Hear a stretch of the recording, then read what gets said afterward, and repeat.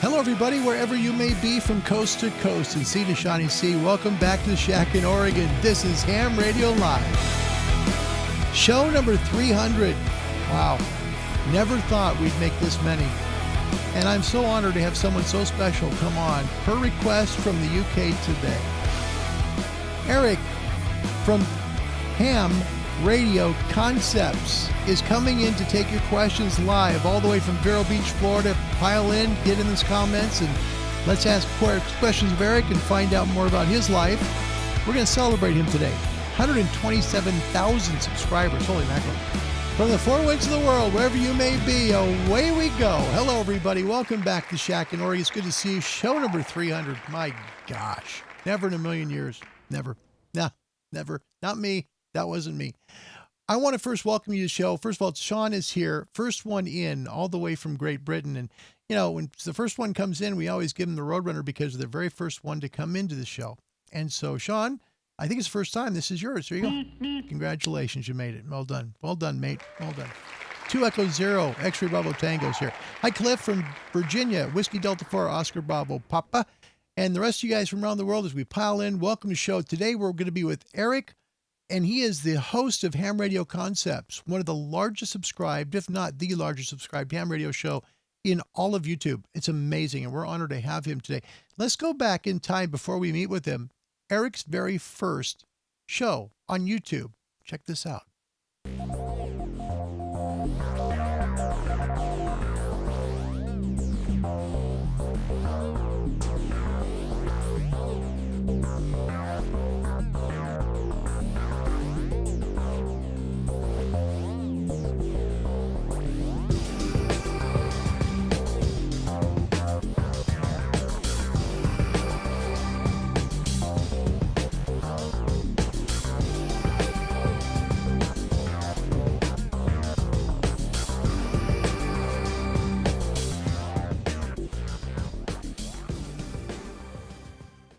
Hello YouTube, this is Erik, KJ4YZI, amateur radio operator in Florida, and this is a video review on the new 2014 model Baofeng GT3 dual band handheld. I have a few Baofeng, or Baofeng as ever you pronounce it, handhelds like the UV5R, UV5R Plus. This one has supposedly fixed a lot of the problems that the previous models had. A lot of people think it's the same radio with a new face, but they actually did change some hardware components. So I'm going to unbox this, give you a tour of what it looks like and what they changed, and give you a demo. Now, I received this about a week ago. I purchased it on eBay from a store that I've bought from previously with several other handhelds, and the link is in the description. I got this radio shipped to my house with the Baofeng speaker mic. I didn't have one, so I figured I'd pick up one of these also. Okay, your existing. That's Erik. Isn't that great? That's Erik's first show on YouTube. Who knew? 127,000 plus subscribers later. Before we get to Erik, our whole passion here is to help you to get into ham radio. We're just going to give you one radio club. Please hit the contact us bar. The American Radio Relay League can be found at www.arl.org. Hit up the contact us bar. They'll find a radio club near you, and then you contact that club. Find out if ham radio is for you or not. If you'd like to email the show, please hit me up at cqhamradiolive@gmail.com. We'll see if we can answer your questions. All right. Here he is, Erik from the Treasure Coast of Florida. Why do they call it the Treasure Coast? Because there is a ton of shipwrecks all down this coastline where Erik lives. He is right near Vero Beach, Florida. So we're very honored to have Erik today on the show. From Ham Radio Concepts, ladies and gentlemen, here he is. This is Erik Hofer from Ham Radio Concepts Live. How about that, everybody? Hello, everybody. It's good to see you, Erik. Let's get some hellos in because I want you to just get a feel for who's here right now. Sean is here from the UK, 2 Echo 0, X-Ray Bravo Tango. Cliff Bolt's just north of you in Virginia, Whiskey Delta 4, Oscar Bravo Papa. Johan is here. He's a shortwave listener from Barcelona, Spain, Echo Alpha 3014-SWL. James Stanley, good evening in the UK. Mike 7, Bravo X-Ray Tango plus his dog Monty. Mike 7, Bravo X-Ray Tango / K9. Get the K9 in. Gunter's here from Germany. DK5ONV, welcome. We also have, look at this, great. First timer, Delta India 3, Papa Whiskey Romeo. I love the end of the call sign. Delta India 3 Power. That's cool. Also, Ishmael from Dominica is here. Juliet 72 India Mike Sierra. Thank you for coming. Sean from East of the Cascades in Oregon. Echo India 7 Echo Quebec. Thank you all for coming today. My brother Bob, courtesy of Wi-Fi. Thank you for being here, Bob. And my buddy Dave Pecoraro. Welcome, Dave. Whiskey Bravo 4, Oscar Romeo Charlie Slant 7 in Arizona. Erik, my goodness, it's great to see you. Looking good. Look at a little suntan there, man. A little warm in Florida still. Yes, I am. That's part of hanging out in the water and the boat. Yeah, definitely. You have done some amazing things on YouTube. That was 7 years ago with that Baofeng. First time. But you didn't show your face on the video. Was that intentional? So, first of all, Larry, it's an honor to be on here. Thank you very much. Bless you.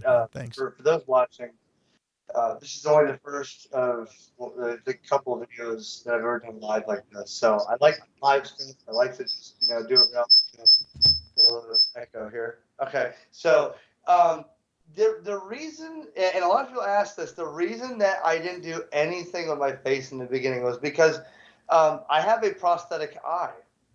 Really? And a lot of people don't know that. So if you watched my original videos, my eye on this side was real at the time, but it didn't look really good, and I had it removed in the prosthetic eye. I was very, very not video person. I did not want, I was Sure. afraid of the camera. Sure. And fast forward years later, when I build an audience, I'm like, wow, that's when I started showing my face. But in the beginning videos, all you saw was my hands. That was a big thing in YouTube. Everybody said, Erik, all we know are your hands. And I got comfortable with being in front of a camera, and now you can't get me to stop talking, man.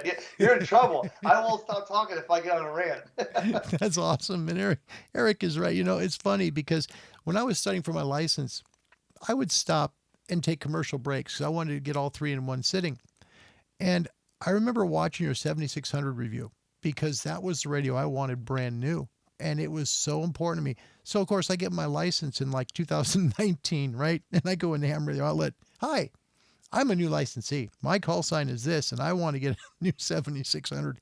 HR looked at me like I had crabs crawling on my face because it was no longer production. It's great. But I had watched so many of your reviews, and you do so well at it. Is it something that just comes natural to you, something you enjoy doing?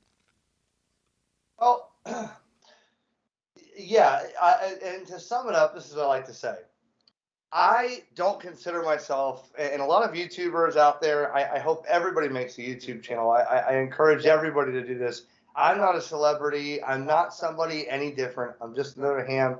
But I've realized I have a gift to talk about stuff. And a lot of times the videos that I'm doing, people are like, well, you didn't get real technical in it. You didn't do it. All I want is people to get in a hobby. I need more people to talk to. And I don't want people to talk to me like I'm better than them. I'm not. I'm just another person on the radio. Some people can't get on the videos. Some people can't talk on a camera. But I realized it came natural. And I said, this is fun, just to have this stuff with me on camera and just to show it.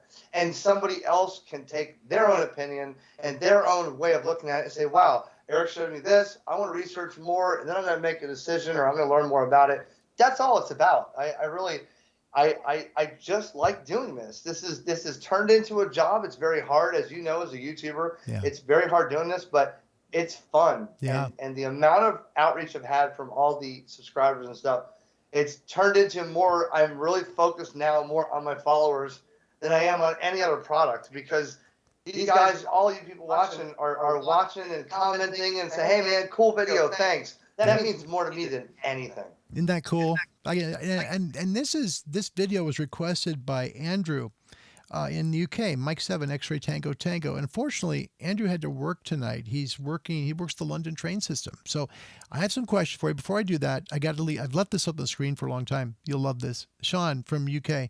Erik, you're a star, bud. Love what you do. And that's what people keep saying. Is like, we need, this is another, let me get you another one here.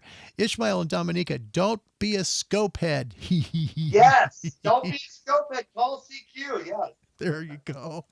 And I want to get to some of Andrew's questions because he can't be here. And one of them he asks is, what's the best HF radio you've personally used to date?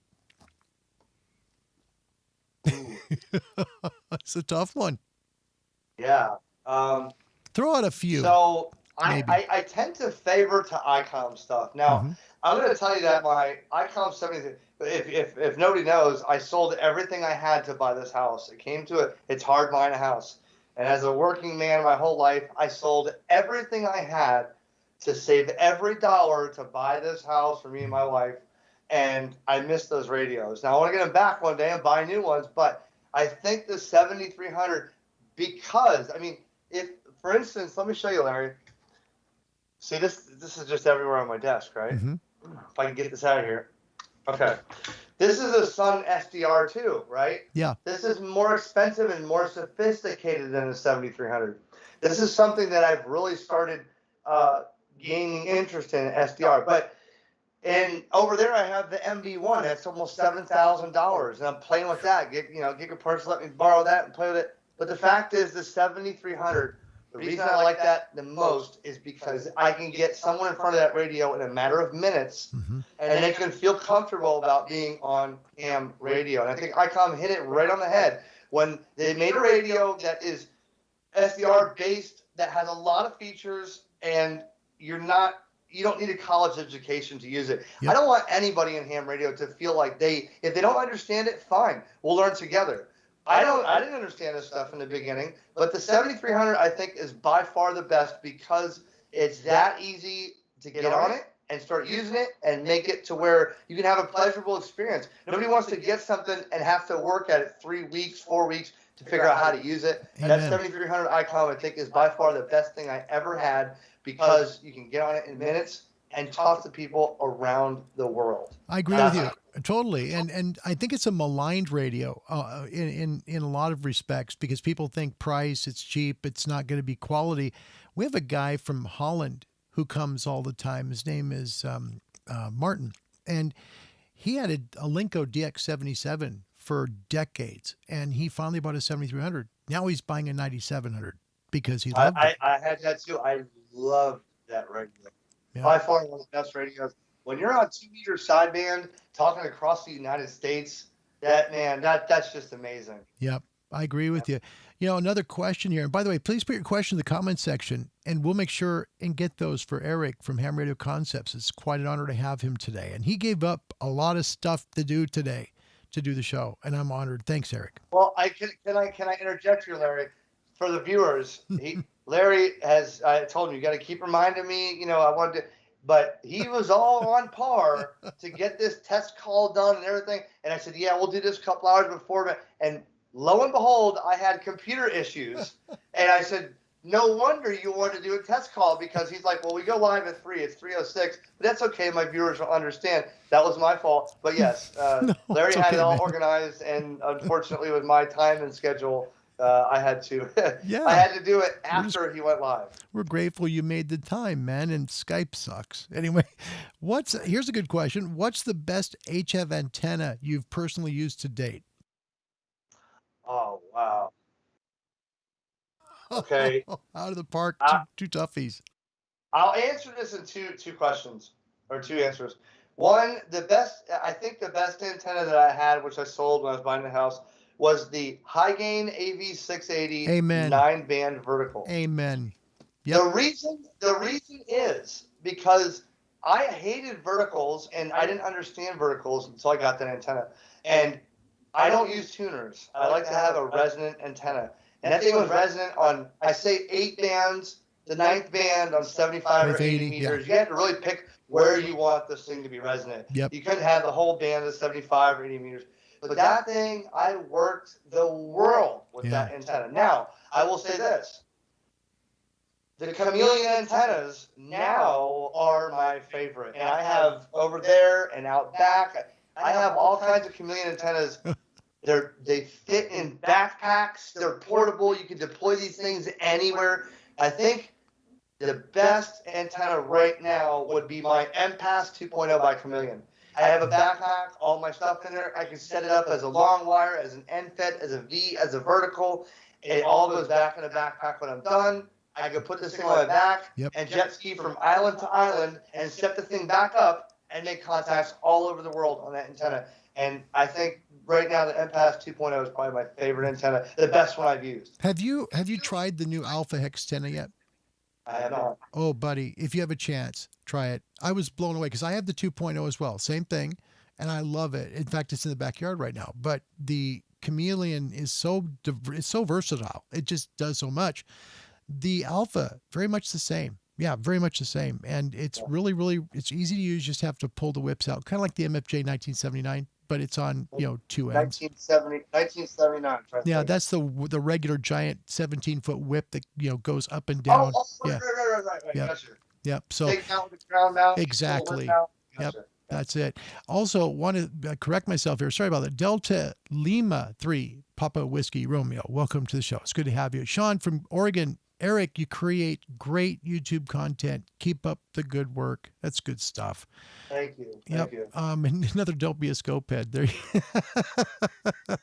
I'm waiting for somebody to say the band's. We're release those shirts again. A lot of people wanted those shirts, and that was just a saying because, as a sneak peek on your show, the next shirt might say SWR matters because, the scope head thing. I've had so many.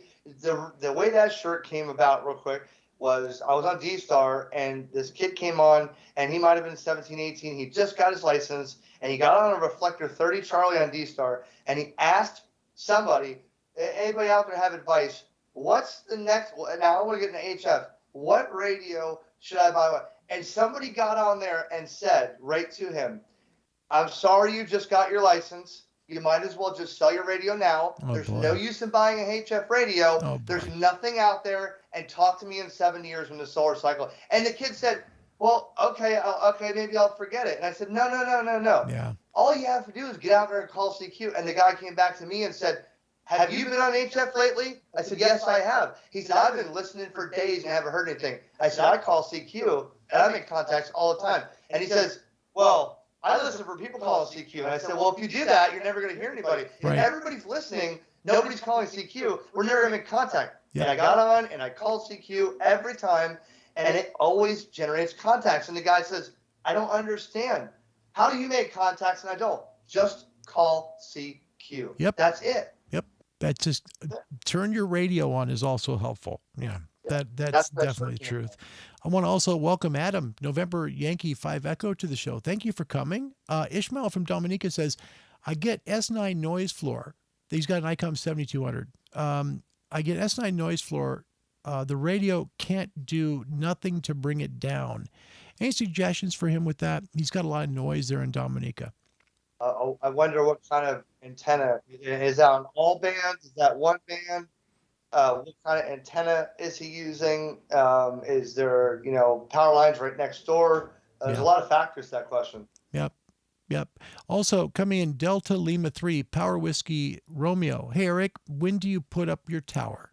When do I put my tower? That's a good question because I'm on vacation this week, and my goal this week was to do this, do that, and get my tower up. And it ended up I'm rebuilding the pool table. I'm taking a boat out with my friend, and the tower doesn't look like it's getting up this week. But yes, for the people that are asking, I need to get my tower up, and it's probably going to happen in the next couple weeks. There you go. I had all intentions of doing it this week, and I was like, okay, I'm going to go to Home Depot and get concrete and do this, and never happened. That's just my time schedule. Live with Erik, KJ4YZI from Ham Radio Concept. Keep your questions coming in the comments section. Michael Galloway from Massachusetts, Kilo Delta 1, Hotel Foxtrot, in the house. Been an Erik fan for years. There you go. That's it. That's what you need. Thank you. And Gunter from Germany with a good comment. The best radio always is the radio that works for you and satisfies your HF needs. 100% correct. Yes. Very true. Yeah, just because I like something or I recommend something. I have a tendency on YouTube when I'm checking out videos to get excited about everything, and people say, "Where's the negative reviews? Where do you not like a radio?" Well, I try to find the positives and the excitement in this and that, but not every radio is for every person. And he's absolutely right. Sometimes people say, "I don't want a 7300. I want something with all kinds of knobs and no scope," and that's totally cool. It's what you want. Don't listen to what I say if you don't know. Well, Erik might say this is the best radio, but I'm not sure I want that. That's okay. Amen. That's okay. Amen. And I hope that you get what you want. You know? It's just your opinion. And that's what I tell people here too. It's my opinion, and that's all it's worth. It's up to you to like the radio.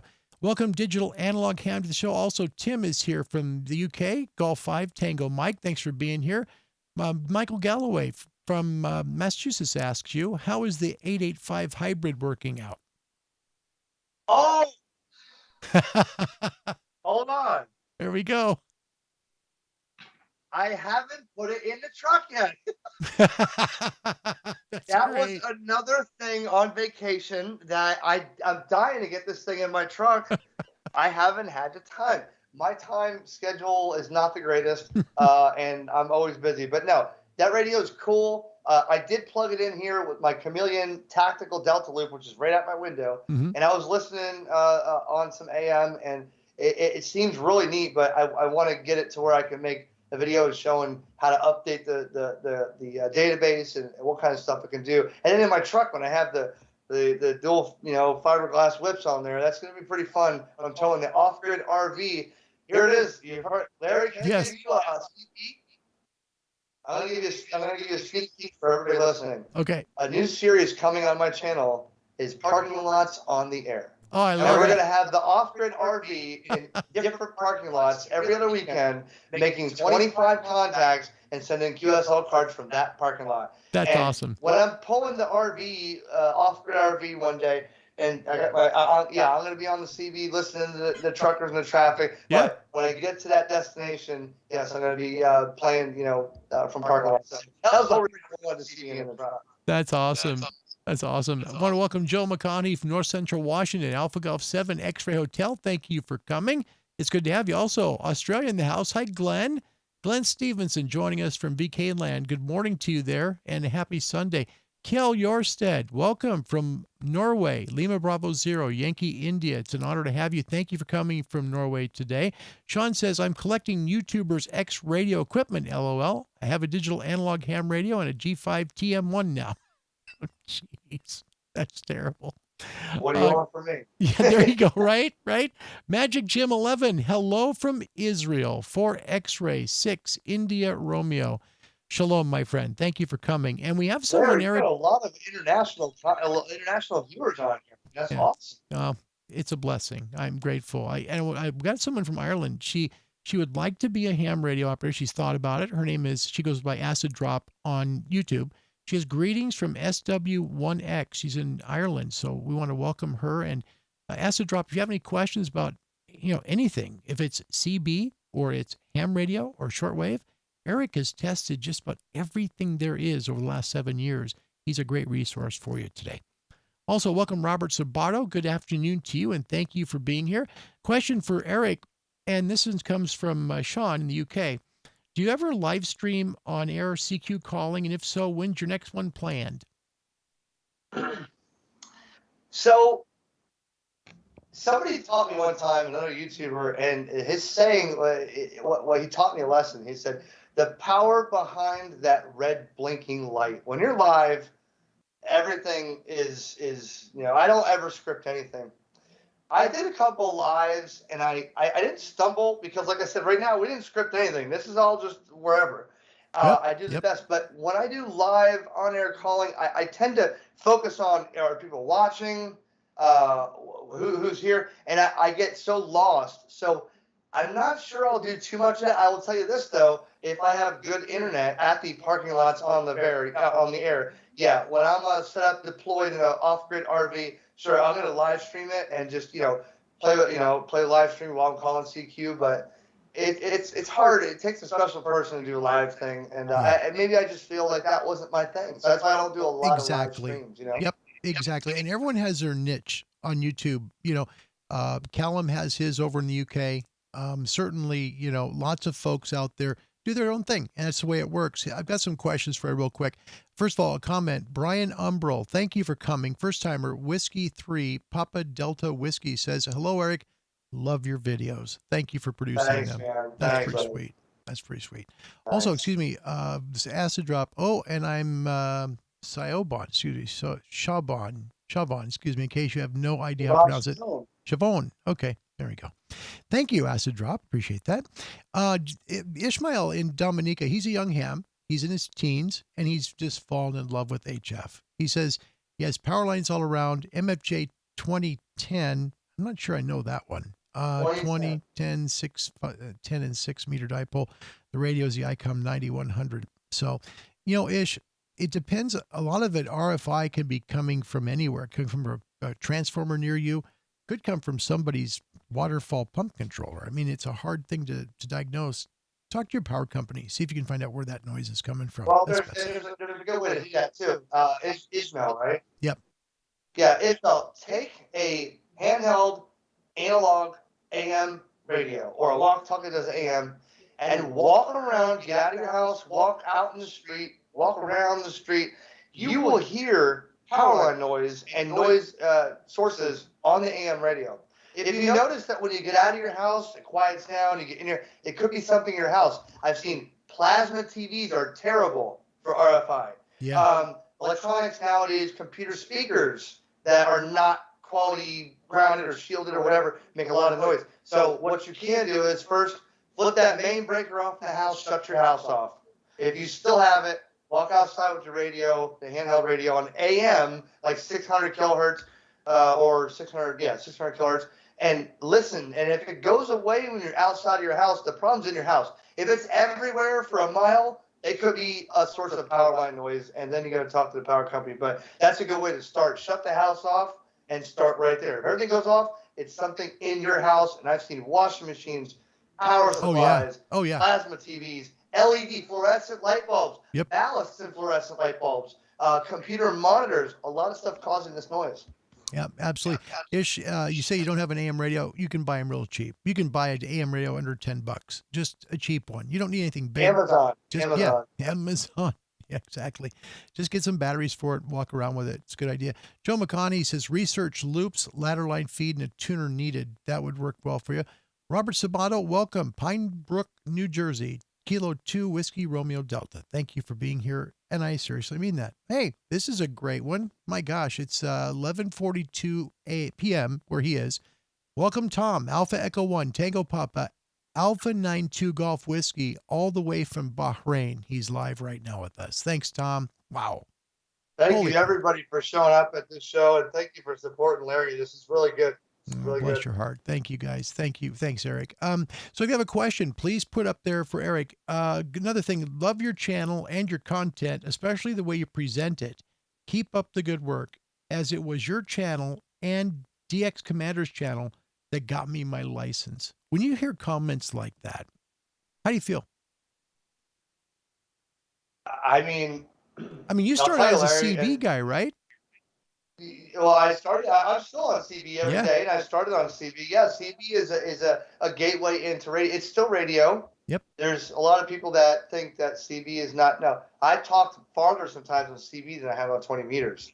I mean, I was talking to Australia a couple months ago for my mobile. I was talking to Bermuda, Trinidad, Tobago, Dominican Republic, England, Australia, South Africa, all on CB. But when someone says, you're the one that got me inspired. I'll tell you a story real quick. I was at Orlando Ham Fest, and this guy came up, and he lives in Tampa, and he came up, and he had full sleeves on and trench coat, whatever. And he came up, and I said, "Hey, how you doing?" And he says, "I want to tell you something." He says, "I had no idea what ham radio was. Your video popped up on YouTube," and he said, "I'll never forget this." He said, 6 months later, I was following you, and I learned about it. He says, now I'm in extra class. My kids are ham licensed, and now we host a Boy Scouts on the air, and I go around the country teaching Boy Scouts. He said, it was you that got me and my children connected together in a hobby we both enjoy, and it was something that I can connect and pass on. He said, you did this for what I'm doing now, and I thank you.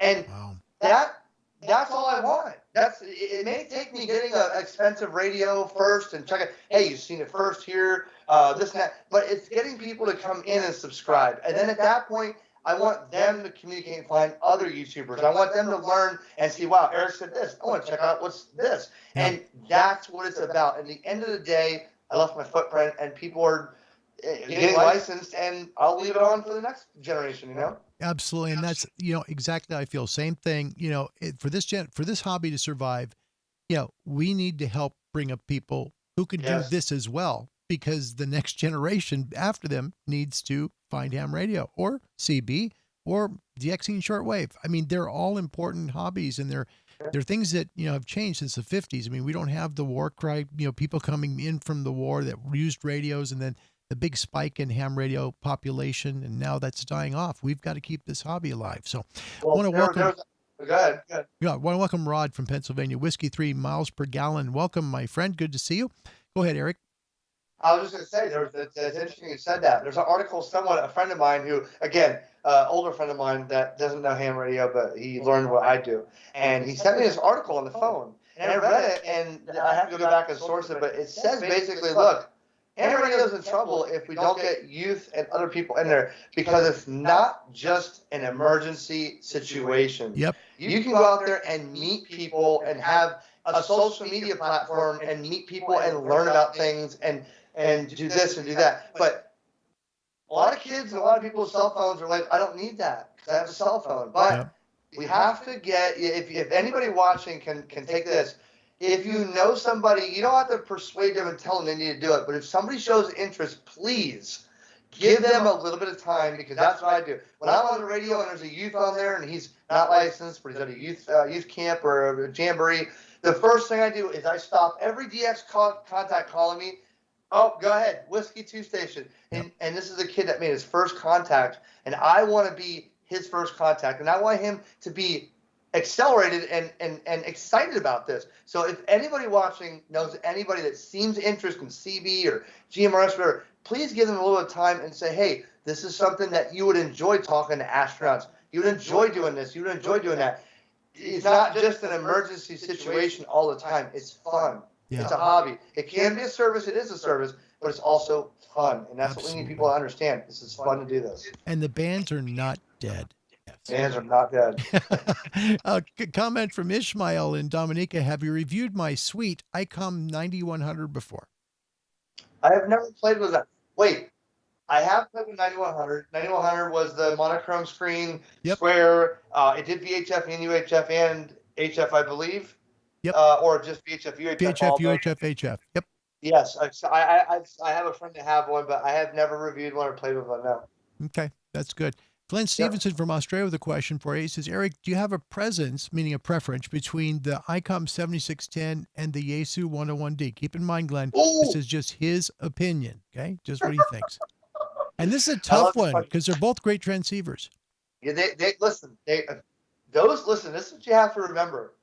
Yaesu and ICOM make quality stuff. Those engineers know far more than any of us. I was actually at a Yaesu dinner one time with the lead engineers. Listen, the lead engineers who developed that 101. I was eating dinner with them, and they were from Japan. Now, they know way more. It's all about personal preference. The Rob Sherwood report will say that, this one may be better than this one, and that's fine. But Rob Sherwood told me, Erik, you're absolutely right. It's not about what my laboratory can tell you. It's about what is going to happen when it's in your hands. You're spending the money on it. You're talking on it. So both of them are masterpieces in architecture. Yep. One may have a better receiver sensitivity than the other per his report, but he said it's all about what the user wants to use and what the user likes. Me, I would rather have the 7610 hands down. But that's because I like the menu structure, the scope, the way it works, the way it looks. Other people have told me, Erik, no, the 101D is the way to go. But it's everybody, and I don't tell them they're wrong, it's every person how you want it to do. Do the research. Look, you're spending the money, not me. Yep, exactly. And I'm in the same boat you are. I've had both. I really prefer the 7610 personally. It just, to me, easier to use. Yep, easier to use. Question, actually a comment from Tom in Bahrain. Back in 76, when I was introduced to CB, I made contact into Trinidad from Maine. I was hooked at 12 years old. People don't realize, especially today, CB is not what it was in the 70s. They've changed those rigs a lot. You've got sideband now. You have modes that weren't there before. How has CB changed in your lifetime? Because you've seen quite a bit of change. I can tell you what, CB is what I can tell you. This is not a statement I like saying, but it's true. CB, hands down, 11 meters is on fire, off the chain compared to 10 and 12 meters. At any time, I can get on a sideband on CB and talk halfway across the world. 10 meters should be open when 11 meters is open. It's 1 megahertz away. You think it's, but there's people that are saying 10 meters is dead. So all the people, listen to this, all the people I talk to on 11 meters are all on, they're all hams. Yeah. And on sideband, it's they're just wanting this 7.3 OM, and they're doing the ham talk, but they're doing it on 11 meters because they say, this is where everybody is, and this is where the action is. Yeah. CB, I think on AM, on truckers, the truckers, 19, whatever, is, or whatever country you're in, is still a viable source of information. There are times when I'm on the turnpike in Florida between Ocoee and Wildwood, and there's dead spots. There is no cell service whatsoever. But I can get on there, and for some reason, I always end up in a traffic jam. One time I sat there for an hour and a half, and I met some awesome people on CB on AM, an hour and a half, and I said, you know what, guys? There's not even, I can't even call my wife right now. And they said, neither can we. That's why CB exists.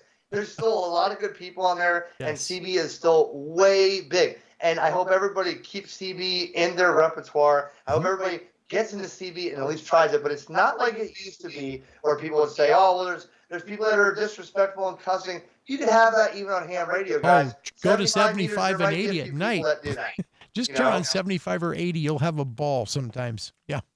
Well, and you know what? I don't tell them not to do that. Hey, you know what? I enjoy it. I implore it. Let them have their own little area and do what they want. Yeah. But CB is definitely a game changer. At my 10th birthday was a Cobra 29 LTD Classic for my dad. And my dad said, he was in the CB. He said, you want what? And of course, I didn't have friends. I didn't have friends at 10 that wanted to play with CB, but I was on the CB at 10 years old. That's what got me into ham radio. Mine was, this is really very awkward to say on the show. Mine was the Radio Shack Space Command Archer. It only worked on channel 14, but you could hear everything else. It was brutal.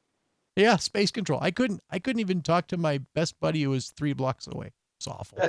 Tim from UK, and his call sign Golf 5 Tango Mike. I'd happily review a 7610 or a Yaesu 101.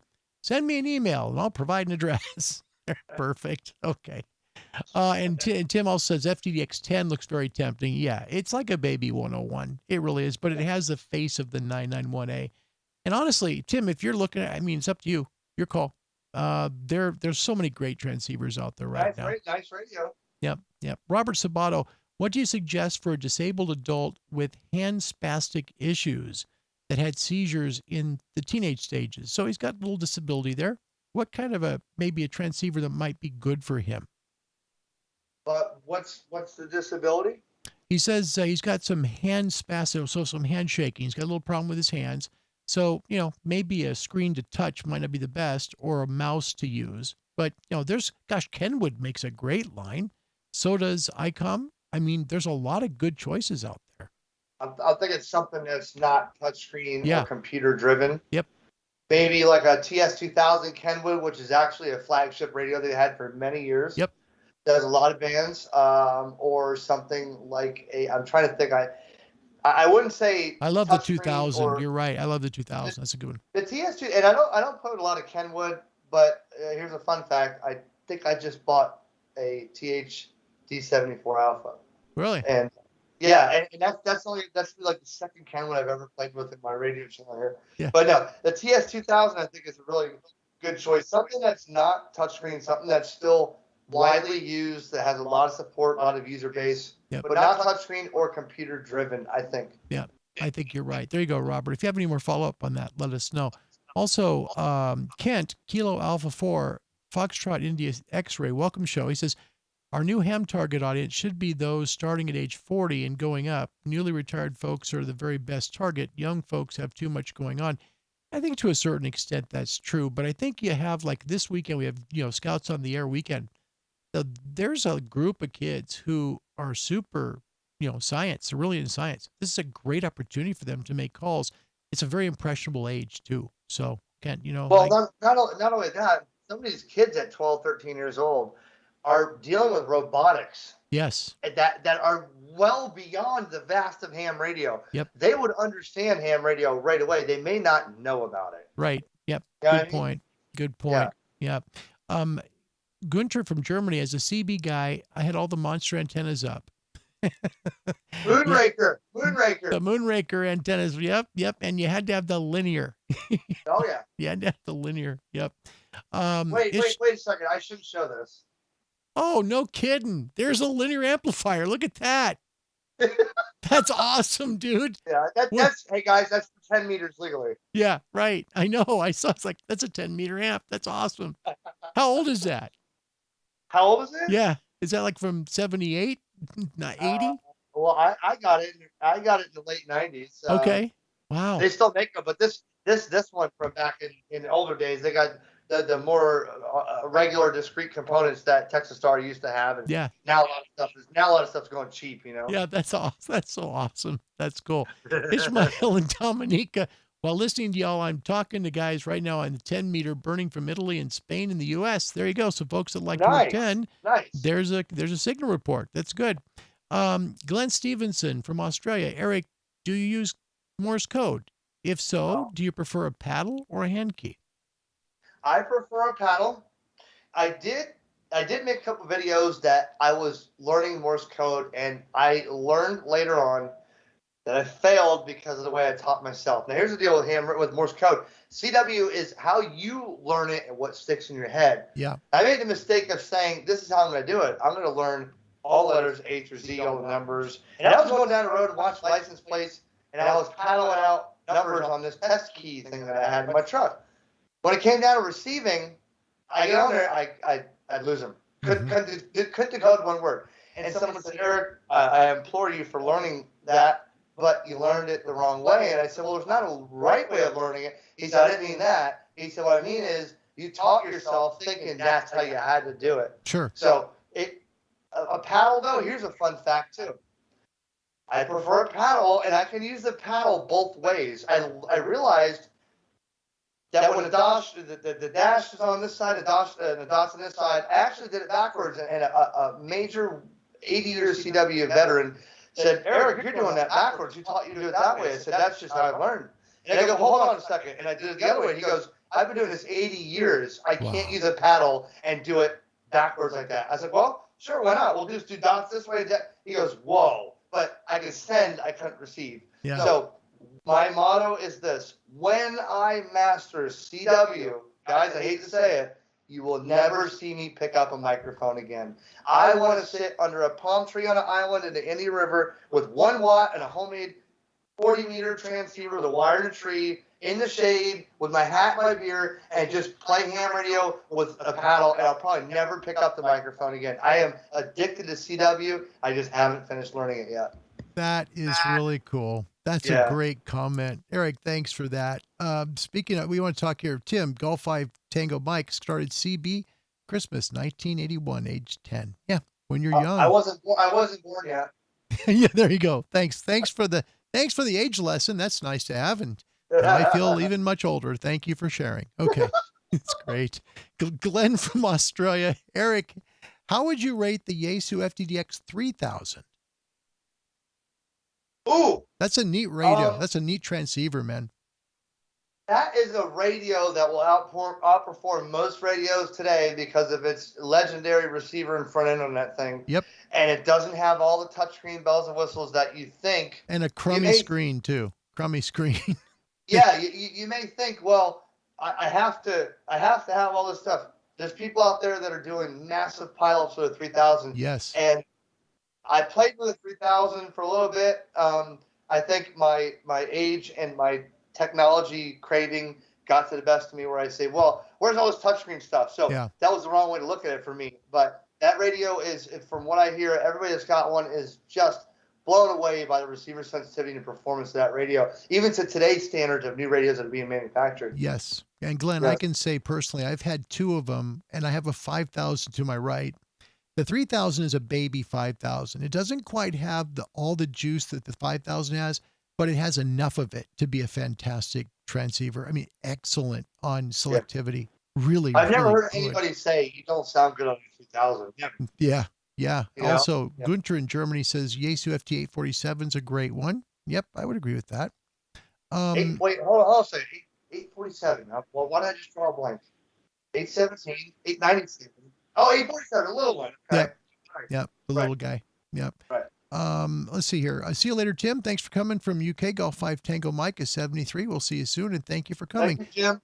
Tom Thank you, from Jim. Bahrain, PDL2 beam was a great CB antenna. The PDL2 beam. Interesting. Not quite aware of that one. Joe McConney just literally went berserk. He says, Texas Star. How about that? I saw your amp. That's pretty sweet. I also have 3 or 4 other different, collections. There a Cobra XL350 and a Filtronics. I have an Astro Electronics. I have a all kinds of stuff. Palomar, old stuff. Erik, I've got to get a CB radio again. I don't have one, and I need to get one. I need to get into it again because I enjoyed it. It was fun, and it's not an expensive part of the radio hobby to get into either. You can do it really inexpensively. And it comes. To be honest with you, it's just a fun release for a little while. When you get on sideband and you don't think, oh, did I ID in 10 minutes? Yeah. It's just kind of gets it kind of refreshing for a minute, Yep. And all these guys are out there doing the same thing. I think CB is still. I just wish they would up the power a little bit, maybe open the channels a little more. Yeah. And that'd be cool. That's cool. We're live with Erik. Last minute questions or comments, please put them up in the comment screen. Erik hosts Ham Radio Concepts, nearly 130,000 subscribers. Please make sure and put your comments down quickly, okay? Tom in Bahrain, Erik, your enthusiasm is second to none. Thank you. It's pretty cool. People Thank just you, love man. you. I really appreciate it. Thank Yep. you. Glenn from Australia, my problem with CW is I can send it, but I can't receive it as well. So there you go. That's me. Yeah. Yep. There.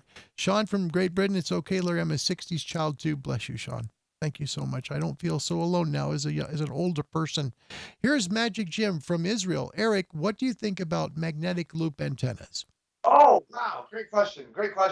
I still, there's still Jan. You've seen Jan on my channel, KJ4YZI, and he can tell you exactly how these things work. Now, I have the Chameleon magnetic loop. I have actually 2 of those, and I have one over there. I forget who makes that one. And I've used the Alex loop, and I've used MFJ loop. Let me tell you what. I think they're great for space restricted. Mm-hmm. They're very high Q, which means if you have a lot of noise. Very narrow SWR. Yeah, exactly. So somebody that has a lot of noise, you're only getting, 10, 15 kilohertz where you tune that thing. But man, that 15 kilohertz is golden. Absolutely. You can hear everything in it. Your power is your 100 watts is like being 300 watts. Not really, but you're very high Q. You're focused everything on that frequency, all the receive on that frequency, and they're portable and they're smaller. And I've had massive pileups. One video on field day about 4 or 5 years ago, we were at my buddy John's RV, and if you watch that video, I think that I showed in the video I had like 276 contacts in like 2 hours. Mm-hmm. That was on an MFJ magnetic loop, and this guy over here had a hex beam with 500 watts, and he had 9 contacts. And he's like, "What are you doing?" I said, "I don't know what I'm doing different. I'm just calling up CQ. I'm doing this, field day." But man, magnetic loops are great. They're just picky to tune. Yes. If you want to go jump in frequencies, they're not for you. Yep. And the other thing too, Magic Jim, if I could just interject here, remember magnetic loop antennas work off the magnetic field. If you're using for an RX, okay, that's a brilliant way to use your transceiver. Put on the RX side, get yourself magnetic loop receive antenna. Like you could buy yourself, it could be MFJ, you could get a Chameleon, you could go out to Wellbrook in the UK. Great magnetic loops. They only work on the magnetic portion of the electromagnetic wave. So you're not going to hear a lot of static crashes. They're going to be a lot harder to hear because your noise floor is going to go down. It's a noise floor antenna. You got to bring it up with preamps. But man, oh man, for a receive antenna, man, you can have a magnetic loop a meter off the ground and just do amazing, really. And that was a more technical explanation. Thank you, Larry, for No, it's what I was okay. saying. No. All I was saying is, You're all I right. was saying was, You're in right. a nutshell, I was just saying was, Jan knows all the technicalities. Yes. And I said, Jan, I just want to know how this is going to do for me when I'm Yes. portable. But some people don't want to know the theories, but you obviously have more theory on that than I do. No. I'm not trying to be that way. No, I'm saying is you're No, right, no, though. it's okay. On the MFJs, you're right. Like the, what is it, 1940s, whatever. But I have tried both. And you're right. When you tune them for SWR, you only have like 7 kilohertz wide. And it's picky to tune it. Yes. You got to take time to tune it there. Absolutely. It's very picky, but it works. It really does. You have to be patient, but it does take a lot more work, Magic Jim. But boy, will you make calls. Seriously. And they'll handle 150 watts with their base antenna, typically.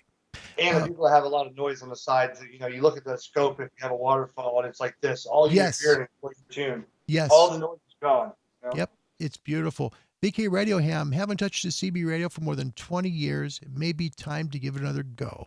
Yeah, you might just love it. I've seen CB work from Australia into Utah. It's on YouTube. You can see it, how they're making these DX calls on CB. It blew my mind. I talked to Australia from Key West Mobile. Have you really? A couple months ago. And everybody said it was like 1004 worldwide rating, the guy called himself. And people said, you can't talk to Australia. I said, if I had that camera running, you would have saw it. And the guy was just, clear as day, S9, and I was mobile, and I was in Keys, surrounded by water, and man, gray line, right straight shot to Australia, and it was amazing. That was the farthest I've ever talked on CB is Australia. That's pretty cool right there. That's a cool story. Thanks, Erik. Tom from Bahrain, Alpha 92 Golf Whiskey. I remember your video when you used the tape measure with the MFJ loop tuner. It was great. Yes. Yep. That's pretty cool. And that tape measure became manufactured. Yep. Yeah, exactly. I came up with an idea and someone made money on it, but it is what it is. I was just trying to see. That same day, remember that same day, we talked on a bicycle rim. We talked on a shopping cart. You saw the bicycle rim on the video. We never put the video up with the shopping cart or the bed springs, the bed frame that we loaded up with a tuner. I was talking to South America on a bicycle rim, Yeah, how about that? Yep. Yeah. How about that? And, again, I think a bunch of folks, if you haven't been on CB for a while or thought about it, take a look at today's CB radios. They're different. They're very different than what was out 40, 50 years ago. You're going to see sideband on them. You see FM on them. You see AM on them. There are so many modes you can use now on CB, and it's fun because you'll make calls that you won't believe on some of these frequencies. What was it, 38, 39? Is that what it is for DX? 38 lower sideband. Some people are on 39 lower sideband. We got 27.385. And that is your beacon to 10 meters.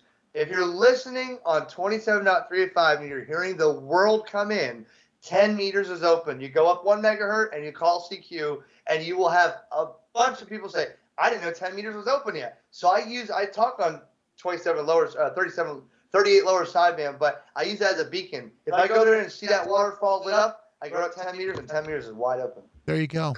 Live with Erik from Ham Radio Concepts. This has really been a treat. Thanks, Erik. Sean from UK, real quick. I've probably got a couple of CBs I can sell. Radio Collectomaniac, of course. Let's see. A lot of folks here's a good comment from Tom in Bahrain. One of Erik's best videos was the one with the 817 on the beach. Do you remember that one? Oh, my God. The story behind that was back in the day, I grew up poor, and when I got into ham radio, it was me and the wife, and I was raising the kids. We had no money, and I kept looking at catalogs, and that was the big thing. And I said, I want to have an 817, and I want to be on the beach one day with battery and an antenna and make a contact. And 7 years later, I did that, and the next day, I had the radio for sale. I said, like a mic drop, done. And it's over. That was the most awesome feeling when everybody said, I don't understand how you did that with 5 watts. And my buddy said, remember we used to talk about that in the catalog? I said, I did it. And he goes, man, that was awesome. That's so cool. Yeah. Erik, do you have any What are your goals still? I mean, for your channel, you've got more than one channel. A lot of people don't realize you don't just have your Ham Radio Concepts channel. You do other things too. You want to talk about that a little bit, or talk about some of your hopes for the future? Well, you know, uh, And by the I way, am a before you start, as an older person, okay, I can tell you that older person, you did the right thing selling your stuff to buy a home. That's the right thing for your family. You made a good call, a mature call, a hard call for a radio very guy. hard call. Very hard call, but you did the right call, and I'm proud of you for that. Really am. But what about the future? You're excited to diversify. You're not just doing ham radio stuff. Well, now that I know I have a talent, I have that other channel, the Ponderosa channel, and it started with that RV that I moved into for 9 months before I bought this. I lived in an RV with my wife, me, and 3 animals because the family things went bad. I was trying to inherit the family heirloom house. That didn't go well, and I said, "Look, it's me and my wife. I gotta leave my family and go buy a house." But I sold everything, got rid of everything, and lived in an RV. And I started that channel. And I said, that's cool. I could show about solar. I mean, I built that RV solar off-grid RV, and people on that channel were like, wow, you have a really good way of making this easy to understand. I said, well, I do this on the ham radio channel, but I'm doing it on this channel now. So there's a lot of videos coming, for that channel, the Ponderosa, and I just want to have everything because, having a video about, that or this doesn't fit on a ham radio channel. And I want to share it with everybody. But there's people out there on the ham radio concepts that say, this isn't ham radio. Mm-hmm. I don't want to hear this. I only want to hear about new radios or I'm unsubscribing. Mm-hmm. Well, I get it. They don't want to tune in and watch me do a hot chip challenge, whatever. So I made another video channel and I said, I can do whatever I want on there. There you go. And I was showing the solar panels, how I wired this, how I did that. And there's a lot of stuff that I could do on there. I think for the future, all I want is to just keep growing on this. I don't think I'll ever make this a full-time job. It's just a hobby. I'm just another person like everybody watching. I just like broadcasting on YouTube when others can't. And to be quite frank with you, Larry, it's a lot better than watching some of the stuff that's on TV these days. Amen to that, brother. Amen to that. If I could get, I think about it now, like, well, I mean, at Hamfest, these people come up and their wife and their kid, and I'm like, oh, are you licensed? And his wife says, no. And the kid, no. But Dad makes us watch all your videos, too. And I said, I don't know if I'm sad because he's making you watch it. You have no idea what I'm talking about. Or if I'm happy because you're watching something more educational than something that's on TV. You know what I mean? That's hilarious. My dad makes me watch your show. And first, I'd like to say, dang it. Can you please play a cartoon? I told his wife, I said, so you've been watching? Oh, we've been watching since day one. I'm like, well, that was like 7 years ago. You're not a ham yet? No. Do you like what you're watching? Well, you're really cool. I'm like, okay, but nice.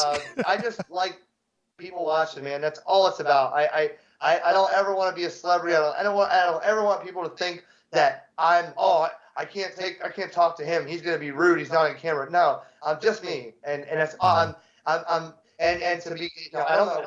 Let me ask you, Larry. Am I running out I could talk. Am I over your limit of how far? You're just fine, brother. You're just fine. Keep going. Wind you up and let you go. You got to tell me when to stop talking. But think about this, Larry, and everybody watching. I don't say this much, but I grew up getting beat up and picked on in school. I had no friends. Nobody liked me. I don't know why. And dumped off the second story, was afraid to go to school, terrified to talk to anybody. Mm-hmm. And now I have all these people on YouTube, and some of them are like, wow, I was afraid to see you. I was afraid to talk to you at Hamfest. Everybody's my friends. This is all just a YouTube thing. That's all it is. And if that keeps going, I'm happy to just have that. I don't want to get into, it's hard. It's a job. I have to have sponsors to help me pay the bills and to do this. But in the long term, all I care about in the future is this thing keeps going and somebody takes my maybe education or inspiration and puts it into somebody else's hand and someone else makes a YouTube channel. That's all I hope for. Yeah. And it furthers the hobby because maybe that person, like I figured this way, thumbs ups, thumbs downs, crummy comments, whatever. That's life. Life doesn't always work out for people and that's okay. There are plenty of other YouTube podcasters out there and that's perfect. Find one that you like. That's and I've never said once, come here. I always say, take my advice and go watch the other ham YouTubers, and then you come up with your own idea or conclusion yourself. I'm just a piece of the puzzle. That's all I am. Especially when you're talking about buying a radio that's thousands of dollars or even 1,000 or 500. Find, get some information from people. But then the best thing, if you can find someone who you can try it out with, that's the biggest deal, because then you know if you like it. I mean, so real quick, with this stuff that what I do a lot of times is, my friends at Gigaparts, they're really good to me, and they let me always borrow stuff and play with stuff, and I know all the people. I always bring this stuff. I brought this, the DX, and the MB1 to a QRP event on Saturday and set it all up, and I said, guys, I want you all to play with it. And every 40-something people in the Vero group were like, this is so cool, Erik. You bring all this stuff, and we get to play with it because we have no other way of getting a hold of this stuff. And a lot of them were like, wow, they made their own decision. I'm buying this. And they started buying it. But I like doing that. I like bringing it there, and they play with it. And they're like, why did you do this? Just because I want you guys to have fun. That's all it's about, Yeah, about sharing. And the enthusiasm, Erik, is so brilliant. That's really, really cool. All right, folks, we're gonna give it a wrap. I know folks are around the world saying thank you, Erik. Erik and Gigaparts from Tom in Bahrain, Gunter DK5ONV, KJ4YZI rocks big time, all in big letters with spaces between. I did it. Yeah. Also, a big 10-4 to you, good buddy, because that's your birthday, and we want to wish you a late happy birthday. Yeah. Martin in the Netherlands came. Martin, thanks for being here. Pop Echo 9 Tango India Golf. The love for ham started on CB back in 1978. That's pretty sweet. I think it's a good way to stop the show. That's perfect. That's perfect because, Erik and we started with CB, and Erik still is on, but I need to catch up. So hopefully soon. Any last things you'd like to say to people that watch this live or on replay? Thank everybody for your comments and what you've done in supporting. Thank everybody for tuning into Larry, because Larry's without Larry, I wouldn't have a medium to talk to you guys. And people like Larry, and me and Josh and Jason and Mike and all those people, just thank you everybody for what you do for me and watching. And you may see me come up with funny cups and stuff to have my logos. I'm not a celebrity. I just want to be Okay, orange is my favorite color. Show it again. That's brilliant. Oh yeah. That's awesome. Check that out. So this is a polar camel that Gigaparts actually engraved for me, and it's that's awesome. I had shirts. I was like, you know what? No, I'm not gonna make shirts. I just hope everybody just continues to spread ham radio, get youth involved. Anybody that's interested, please take the time for them. Grow this hobby, and when I'm gone one day, hopefully kids will say, wow, this guy used to do this on this thing called YouTube. What was YouTube back then? Like, hopefully I inspired somebody else. That's all I thank everybody for watching Larry's show. Amen. Thank everybody for the time and my rambling here, because I like to talk. Thank you for what you did for me too, brother, because I was learning, I was watching you. So thanks for what you did. Also, Sean, good way to end the show. Good comment. Thanks, guys. 73, and don't be a scope head. There you go. All right. I'll see you. Erik, all right. I'll be right back. I'll say goodbye to you. Before we do that, I do want to tell you, Wednesday, please join us.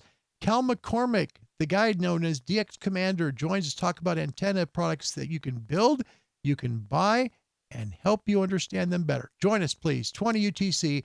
That's noon Pacific in North America, 3 p.m. in the Eastern Time Zone, and 8 p.m. in London. 20 UTC for Cal McCormick, M0MCX from DX Commander. Okay, until next time, wherever you may be, everybody, thanks for watching Ham Radio Live. It's a talk show about ham radio and shortwave, and now CB. We got to get into CB. I like Erik. He's a good guy from Vero Beach, Florida. What a treat that was. All right, we'll see you next time on Ham Radio Live. Until then, God bless you, and thank you for watching the show. Bye, everybody. This is WTBJ, Miami, Fort Lauderdale, concluding another day of programming on Channel 4. As we sign off, we hope you will always include WTBJ as part of your day. Channel 4 offers a world of entertainment, information, and education to South Florida and the Bahamas. From all of us at Florida's pioneer television station, a very pleasant and peaceful good night. Ladies and gentlemen, our national anthem.